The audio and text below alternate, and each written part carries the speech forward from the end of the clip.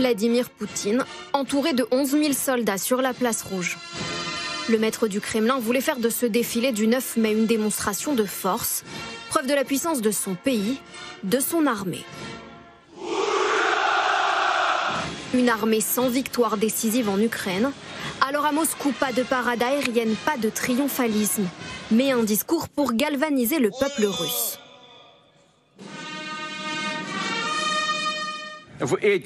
Aujourd'hui, vous vous battez pour nos enfants dans le Donbass, pour la sécurité de notre patrie, la Russie. Il est de notre devoir de garder la mémoire de ceux qui ont écrasé le nazisme, qui nous ont laissé la vigilance en héritage et de tout faire pour que l'horreur d'une guerre mondiale ne se reproduise plus. L'expression du patriotisme, jusque dans les rues de Mariupol aux mains des Russes.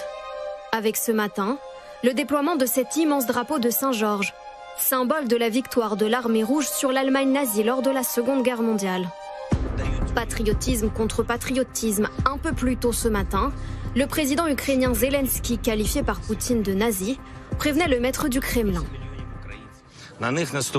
Nous avons survécu à bien des guerres, mais elles ont toutes eu la même issue. Notre terre a été semée de balles et d'obus, mais aucun ennemi n'a pu prendre racine ici.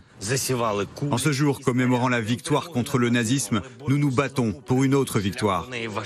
Ce sera difficile, mais nous vaincrons. Le 9 mai, c'est aussi la journée de l'Europe. Charles Michel a tenu à la passer en Ukraine. Chers amis ukrainiens, je suis à Odessa en cette journée de l'Europe avec un message simple. Vous n'êtes pas seuls. Le président du Conseil européen forcé de s'abriter face à des frappes de missiles. Au même moment, à Strasbourg, autre démonstration d'unité. Emmanuel Macron au Parlement européen joue la carte du faiseur de paix. Quel est notre objectif face à la décision unilatérale de la Russie d'envahir l'Ukraine et d'en agresser le peuple? Faire cesser cette guerre au plus vite. Tout faire pour que l'Ukraine, à la fin, puisse tenir et la Russie ne jamais l'emporter. Préserver la paix sur le reste du continent européen et éviter toute escalade. Emmanuel Macron qui lance aussi l'idée d'une communauté politique européenne. Un espace de coopération sans adhésion à l'UE. Un statut qui pourrait notamment concerner l'Ukraine. L'unité comme symbole, mais sur le fond des dossiers, les 27 peinent encore à trouver un accord, notamment au sujet de l'embargo sur le pétrole russe. Un projet rejeté en bloc par la Hongrie, car le pays est enclavé et très dépendant des livraisons russes. Il y a un problème.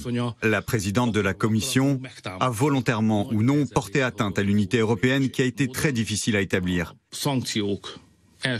J'ai dit oui aux 5 premiers paquets de sanctions, mais nous avons clairement indiqué dès le début qu'il y aurait une ligne rouge que nous ne pourrions pas franchir, l'embargo énergétique. Sur le terrain, l'horreur se poursuit. Samedi, dans l'est du pays, une école a été bombardée. 60 civils y ont perdu la vie.